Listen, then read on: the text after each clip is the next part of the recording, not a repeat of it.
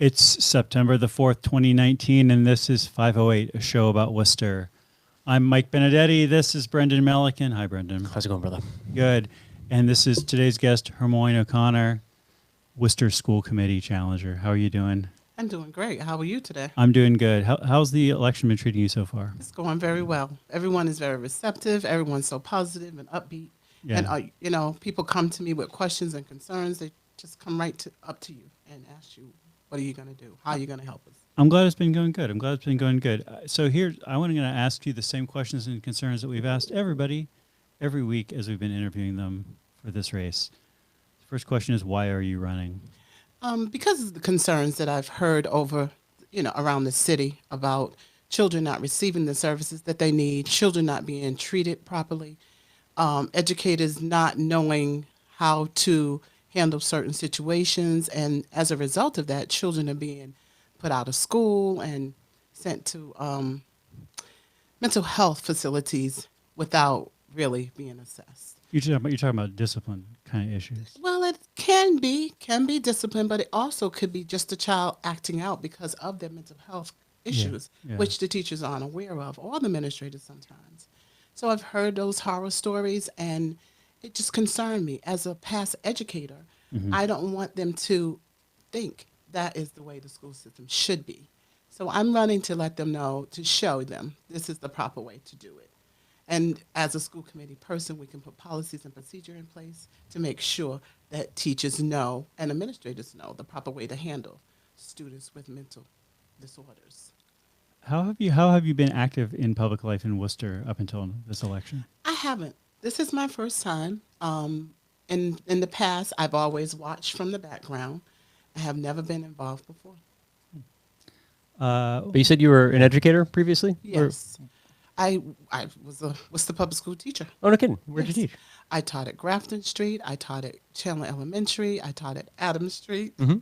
I taught at all the schools around the city, because at first you start out as a long-term sub, so you get to go a lot of different places and experience a lot of different families. Where did you go to school? Worcester State University Okay. And where did you go and to? Cambridge College. Okay. And how about for like high school and stuff like that? I'm a native of North Carolina. Okay. So all my high school experience and my elementary experience has been in North Carolina. Huh. Yeah. So let me start asking some policy questions here. By all accounts, Worcester is owed a huge amount of money by the state. The Worcester Public Schools are. What would you like to see done to resolve this? What would make you feel like it was resolved? Well, the first thing that they're doing is getting a lawyer. I think that is a good idea. That way we can get started on a procedure of the governor giving us the money. Yeah. Because we deserve the money and we need the money to meet the needs of our students. So if they start that process, I think that'll get the fire under him, letting him know that we mean what we say and you need to move forward. What's important for people to know about academic outcomes in our schools? I think it's important for them to know that some of the academic outcomes don't really reflect the students Okay. as to who they really are and what they're capable of doing sometimes, because we have to give an account that we have ELL students, students that are second language learners, Okay. that sometimes just cannot meet the academic standard at that time.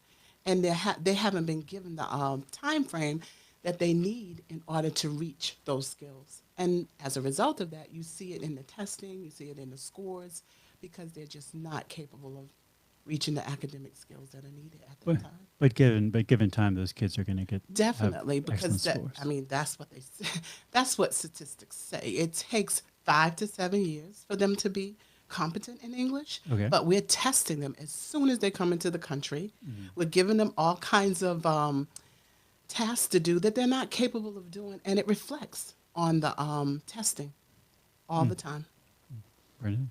I've been speaking English for 43 years, and I'm still barely competent in terms of most grammar and punctuation, so I would You agree. can sympathize with what they're going I through. certainly I can. My English is going great. I'm totally cool with it. always What you were mentioning discipline before? What's important for people to know about discipline in our schools?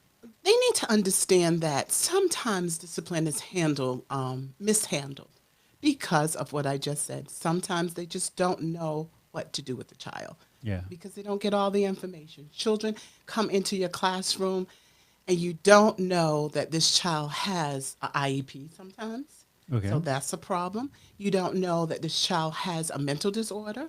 So that's a major problem. Yeah. And as a result of that, you're giving this child the same discipline that you give everybody else, but that isn't going to work because Johnny needs a different type of discipline. Yeah. We need different things in place for Johnny. We need more mental health services, more people involved, parents' involvement to let you know my child does this, more conferencing with parents and finding out who you have in your classroom Yeah. and how to adequately deal with that child's needs. How are those kinds of issues? How did you find those kinds of issues when you were teaching? I found them to be very frustrating Yeah. because it was no one there to really support you. Everyone, even when you went to a principal, sometimes you could get all the information, but most of the time it was a lot hid from teachers. And teachers need to know all the information in order to make the right decision for for the students in their classroom. What do you think about sex education? Uh, I don't think it should be sex education, number one. Okay. They have in place, they could have in place the comprehensive health curriculum Okay. frameworks. They could use that. And I think that would be ideal because it covers a lot of things. It covers everything that we need for our students. It covers child growth and development. How many teen parents do we have in the schools? That would allow those parents to be able to be the best parent that they can be. Yeah. It covers nutrition, exercise, physical, mental. So if we use this, which supposedly we should have been using since 1999, and when I was in the classroom, I never heard of it. I was very, very surprised to see that we have a health education frameworks that is not being utilized, which would be very, very good for our students. It covers all the aspects that we need. But it doesn't cover. You said it doesn't cover sex. Well, it talks about sex, but it talks about it in a way where it talks about body parts, and that's basically what you need to know, the body parts. But the sex education part of it, it doesn't have it. Okay. It does talk about the law, that you can talk about, having different kind of, birth control and things of that nature. And I think that might be why they haven't used it, because some of the information is controversial. Okay. Like you mean controversial is only just talking about birth control at all? Well, not so much talking Or about just- birth control at all. You know how a lot of parents just don't want you to even talk about it, pretend that it's Sure. even happening. Okay. So that's when it becomes controversial. When but I think you could use that as a home component. Should we shy away though from controversy like that? So let's flip it around and say lots of parents disagree that their kid should be vaccinated. Should we? But we have pretty firm guidelines as to the very slim number of reasons why you can come to school without vaccinations. Should we take those concerns into account and treat them as equal as well too, and risk public health crises in terms of, like, say, a measles outbreak? Well, it's different. With the measles outbreak and vaccinations, everyone is being affected.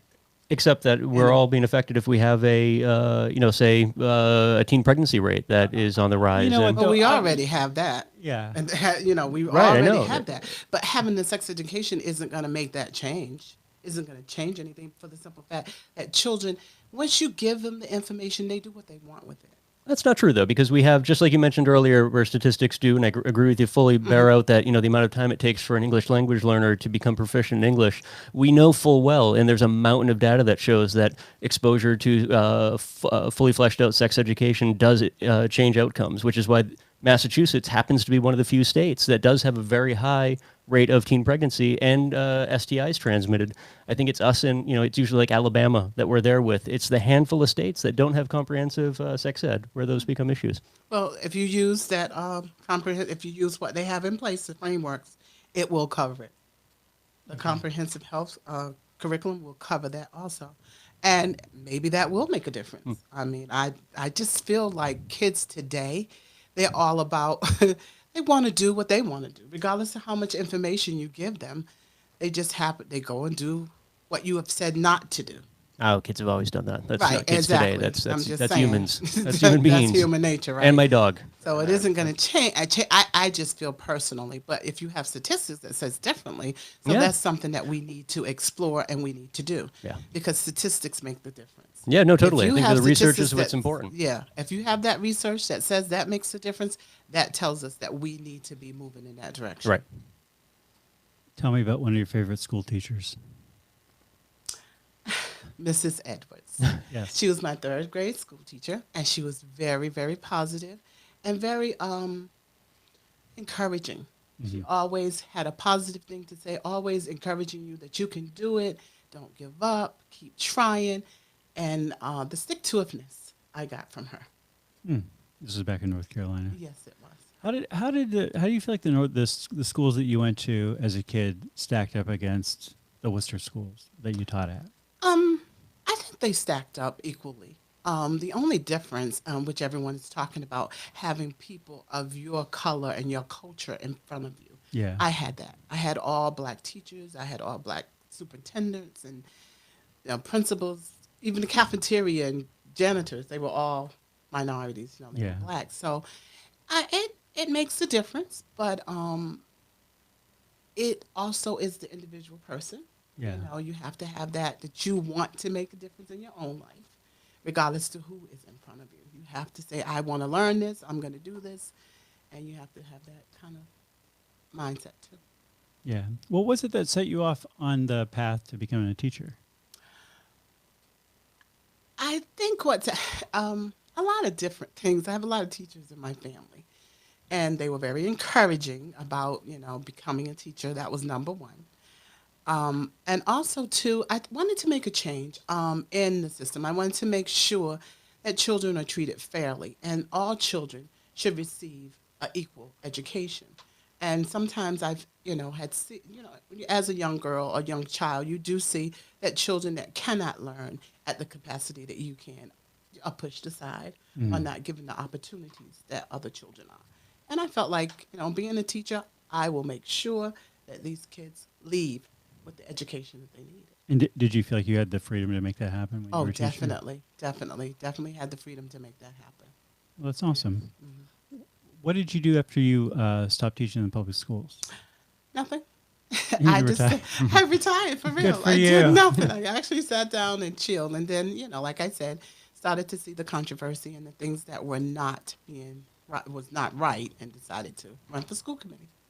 Terrific. Brendan Milliken, any questions? I do, yeah, no, because you touched on something I think is huge that, and we've talked, I think, with a handful of candidates, and then also we've been talking for quite some time, or at least I talk and Mike listens, about the teaching, the population of teachers actually reflecting the demographics of the students that they're teaching, which is clearly something the city of Worcester needs to work on, but it's also something that I think it's easy in real time to say this is a problem, and we're right acknowledging the problem, but it takes time to change that, right? So I mean, you need True.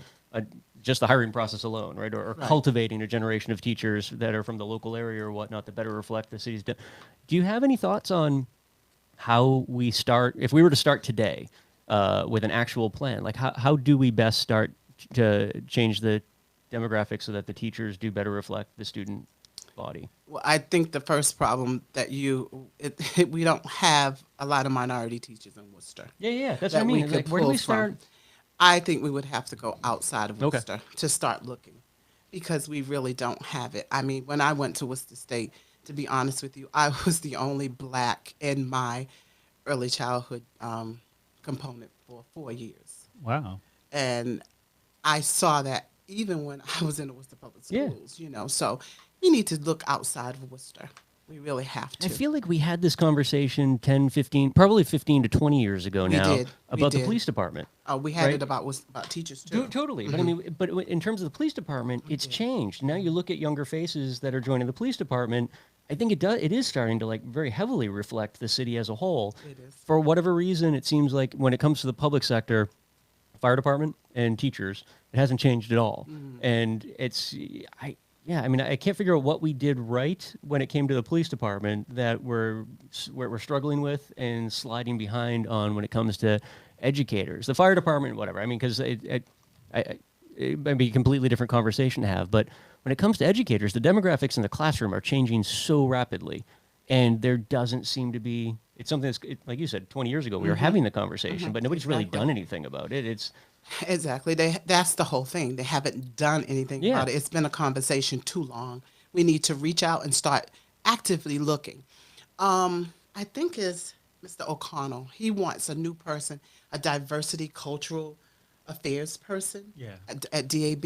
We don't need that. The school committee needs to take charge and start looking for the people that they need. Go out and look for them and interview. And Yeah. I think the school committee needs to take charge of that. We're always creating jobs at DAB and using the money in another way when we could put Yeah. it back into the schools and use it for the students. You know, I want to say I agree with you so strongly on that. I feel like I really think that these issues of again, diversity or whatever are really important things for us to resolve. And that so much of the time, somebody's solution is, well, we're going to hire a vice president of whatever. And I feel like this is another thing I want to be like Brendan and cite statistics. I think this usually isn't actually an effective way to do it. It's like if you have one vice president who cares about this, that's great. But you really need a president or a school committee who really care about it, and then Exactly. they'll make it happen whether or not they have a vice president of diversity. And I would be fascinated to see. Maybe someday, we'll have to do a records request, Mike, right? Because this is one of those things that, I'm sure if you ask the administration or the HR department, they would turn around and say, well, every year we do a recruitment drive. But that's also the same way we joke, whenever we have a city manager, right? It's going to be like an intergalactic search, and it just ends up being the guy who lived down the street or Right. working the office over. Even if down the street, if not just next door, I would be how in many your spare room. if we were going to bet right now, the three of us, so we'll call it like a Yes. $1 bet. How much recruitment do you think has been done specifically within Black student unions across the country over the last 10 years for teachers? Not very much. The pools, the populations that you would say, this is exactly where I'm going to send this notice that we're hiring teachers to because there are qualified people that meet the demographics that we're looking for. How many recruitment notices have been sent down to higher education institutions in Puerto Rico, right? Or any place that's Spanish speaking, I right? agree. Predominantly.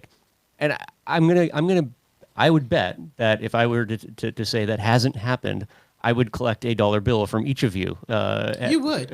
I don't know. You would. Because I've been in it, I know that it has not happened. When just seems Stacy so obvious, though, when right? Stacy was the human resource person, Stacey Luster, yes. she went out and she really looked around the Yeah. city. She really went around looking, that knocking on doors kind of thing. But I haven't seen it since she's left.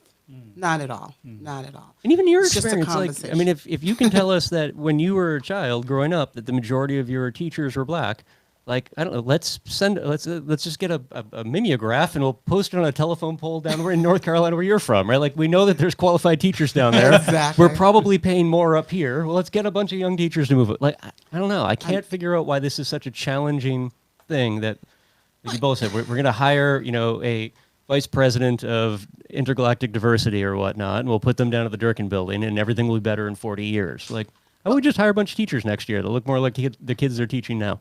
I think why it's a problem because we don't look outside of Worcester. That seems to be a real issue. If you're not from here, you don't have this place best interests at heart. Yeah, I know that feeling. Mike's not from here. I'm not from here. I've lived here for 20 years. So That's what they felt about Dr. Boone. Yeah, totally. She wasn't from yeah. here, so Oh, she yeah. didn't have Massachusetts' best interests at heart. But I'm not from here. Mm-hmm. But I had the kids' best interests at heart. I loved those children, and I wanted them to succeed, and I wanted their families to have the best that they could. It's the services that we provided, and it didn't matter what state I came from. yeah. And to her credit, Dr. Boone was talking about a lot of issues that we're actually talking about right now, right? And we Exactly. just, for whatever reason, the city of Worcester wasn't either ready to have those conversations when she came here or wasn't ready to hear them from somebody who wasn't from Worcester, whatever the case may be. Or maybe we're just a bunch of racists. I'll be the one to say that, right? It could be that too. I don't know. I think they just No, weren't but- ready. And that's whatever.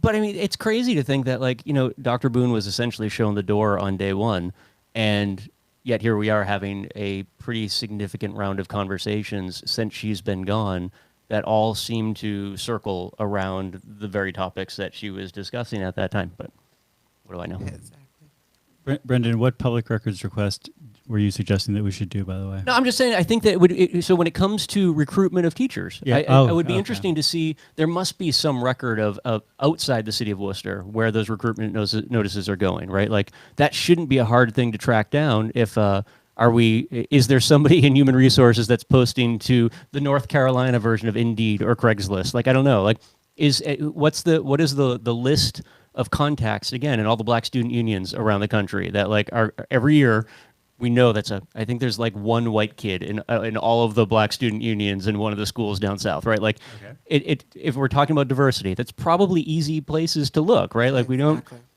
but around here, to your point, I mean, when it comes to higher ed, we're still a pretty white city, right? So Exactly. if we're focusing predominantly our recruitment predominantly on Worcester or adjacent, we're not going to see any improvement. But we've got a pretty high quality of life and an earnings potential up here, especially in education in Worcester. I would be shocked if we couldn't find ways to convince people that it was worth their while to come up here and teach.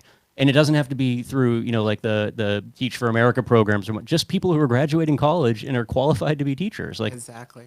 they have to be out there, Mike. There's good to guess. I like this. I'm glad that I'm glad that we've set some goals for ourselves. Yeah. Do you think we can put a public? I guess you probably couldn't put a request in with the police saying, "Tell me about your great success in diversity hiring." So here's the difference, and this is where I think it is important to be fair, and why I keep mentioning the BSUs, right? Because when it comes to law enforcement, the bar for entry is actually low, and that's not a knock against law enforcement, but you just have to have a GED or a high school education to become a police officer. There's less. There is no training. higher ed component there. So when it comes to being a teacher in Massachusetts, our standards are very high. So we're at a minimum talking about people who have a bachelor's degree and are eligible for a waiver before they start working on their master's degree and whatnot. Yeah. There's certifications that are involved. So it is a challenging process in the sense that we need to be able to. But the point is, you can have that bachelor's degree, and there are ways to work within the system so that you can show that you're seeking your certification. Exactly. I would be curious how helpful we're being in opening the door to people to realize that is an opportunity that's there.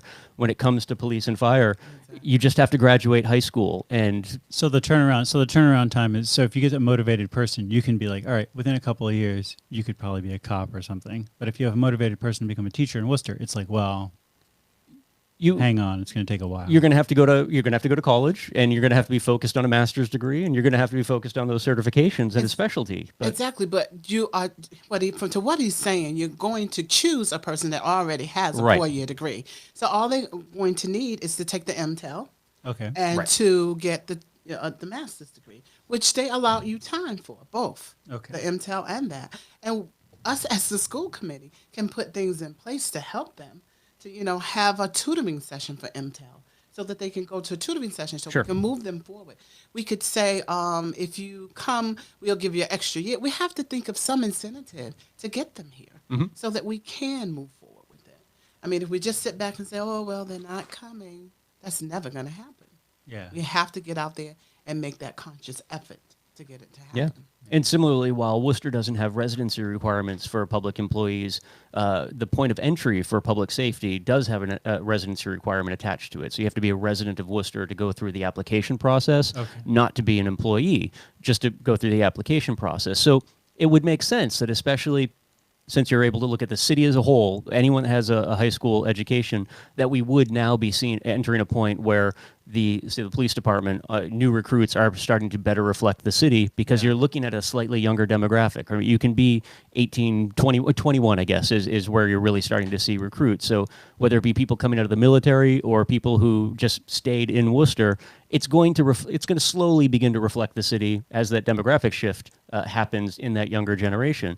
Teachers, again, it's just a little bit harder, I think, to get them through the door, but not hard in the way that it's impossible. Exactly. You just need to be able to make Just sure you're need to- looking in the right places. Exactly. And you need to just be diligent to doing it. And if you, I don't mean any harm, but if you look at the school committee itself, it's not reflective of the demographics of the school. It's reflective of the demographics of the teachers. It is. It definitely is. And that's what we're saying.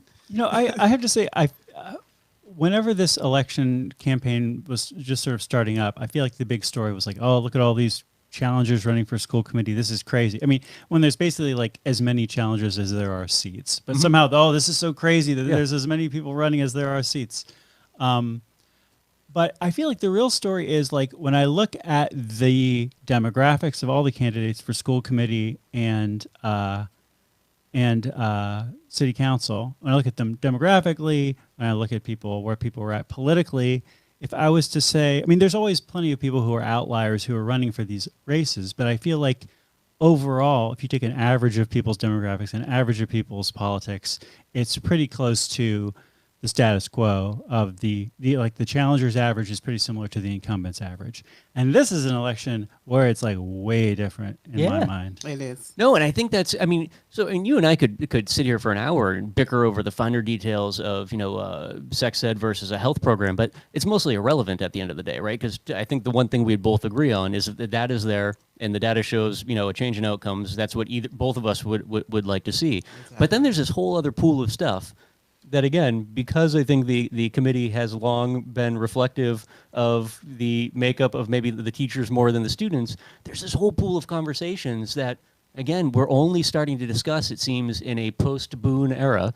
that are, That's a good way to talk about in our post-Boone reality, but these are the things that we should have been talking about a very long time ago, right? This is not, and I think all of us are aware of that, and regardless of age, regardless of whether you're from Worcester or not, something tells me deep down, unless you are in some really, really awful fringe component of American society, you realize that these are conversations that we should have been having all along, and we've put them off. And now it's kind of neat to me whether or not all these challengers have all these. I did it too. All these challengers, like there's millions of them. Whether or not the challengers, have enough to start picking away seats is yet to be seen. But the important thing is the conversations are actually public now, and we're not just talking. We're not knocking on doors, determining whether or not you're going to be friendlier to the teachers union or the students. We're actually having some pretty nuanced conversations about everything from comprehensive sex ed to the demographic makeup of teachers, to how, like, questions we're asking, like the discipline of students, right? Which differs wildly depending upon every aspect of a socioeconomic bracket, right? Like people's feelings about that all over the map. And it's, I don't know, maybe we waited too long if we're only just getting this going in 2019, but thank goodness we're actually having that conversation. It's never finally. too late. Well, what's the saying? Like the best time to plant a tree was 20 years ago. The second best time is today. Like, yeah, I mean, that's, I guess, but at the same time, it is a little bit disheartening because this is all conversation that has been, especially where education is concerned, has been bubbling under the surface at least since I was in public school, which ended in the early 90s. I agree. It's about time to wrap up the show, but I want to thank you for coming on because I feel like you have me legitimately excited about, or at least agitated about education policy for the first time in my life. So good job. Thank you. And I want to give you the final word. Any more thoughts? Thank you for having me first. Yeah. The final thoughts, I just want everybody to go out September 10th and vote for Hermorne McConner. And I want everybody to think about what do you want to change. So when you go out and vote, you don't want to vote the way you usually voted because I know this person or he's a friend of mine. You want to make change for everybody in the city. So in order for that to happen, listen to what the candidates are saying. If they're making change, if they're doing what you would like to see happen, then you know that this is the candidate that you want to vote.